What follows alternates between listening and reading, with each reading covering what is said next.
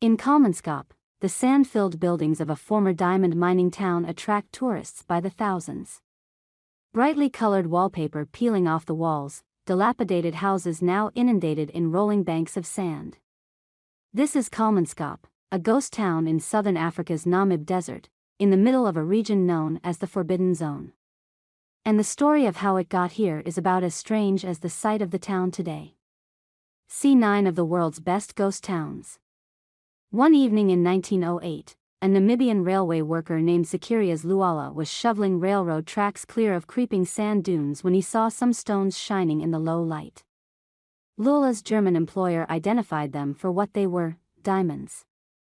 Luala was not paid or rewarded for his find. Soon, hordes of prospectors descended on the area. By 1912, a town had sprung up, producing 1 million carats a year, or 11.7% of the world's total diamond production. Wealthy Kalmanskap became a well of luxury in the barren desert. There was a butcher, a baker, a post office, and an ice factory. Fresh water was brought by rail. European opera groups even came to perform. A sort of mad eccentricity reigned. One family kept a pet ostrich that terrorized other townspeople and was made to pull a sleigh at Christmas. But Kalmanskap, part of the struggling colony of German Southwest Africa, was also built on a legacy of colonial violence. Only 4 years before the discovery of diamonds at Kalmanskap, the Namibian Herero people rebelled against the German colonizers, who retaliated with genocidal ferocity by killing over 60,000 Herero. Kalmanskap's prospectors were becoming rich overnight simply picking diamonds off the desert floor, but German authorities wanted greater control over the incredible riches. They cracked down, declaring a vast area of Namibia a Sperrgebied, or restricted zone, forbidding entry to ordinary people and reserving prospecting rights for a single, Berlin-based company. Tribespeople displaced from their land by the zone's construction were often employed as laborers in diamond mines, forced to live on cramped, barracks-like compounds for months at a time, but it wasn't to last. Intensive mining depleted the area by the 1930s, and in 1928, the town's fate was sealed when the richest diamond fields ever known were found on the beach terraces to the south. The townspeople left in droves, abandoning homes and possessions. By 1956, Kalmanskap was completely abandoned. The dunes that once rolled over Luala's railway tracks now burst through the ghost town's doors and porches, filling its rooms with smooth banks of sand.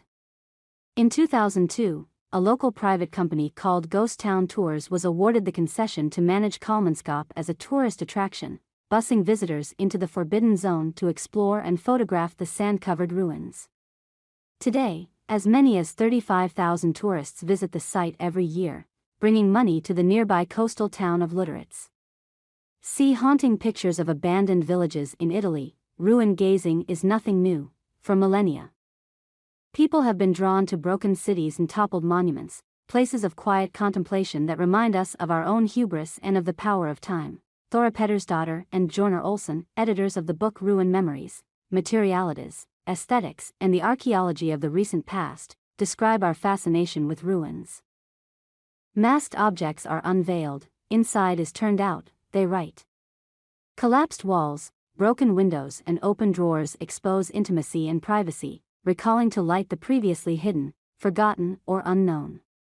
Pettersdottir and Olsen argue that the crumbling walls and sand-filled rooms of young ruins, their age measured in decades, not millennia, challenge our assumptions about the order and progress of the modern world.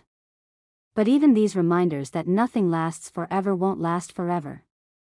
Despite ongoing conservation efforts and a yearly limit on the number of tourists, studies undertaken around 2010 showed a marked deterioration of several structures in Kalmanskap.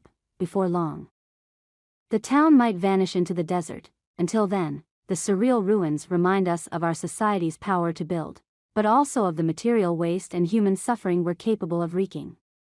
Today's tourists visit a testament to the evils of the colonial system, a melancholy monument to a world disappearing once and for all beneath history's shifting sands. Feel free to leave a comment below. Thank you for following. Don't forget to subscribe to the channel to stay updated with hot news every day.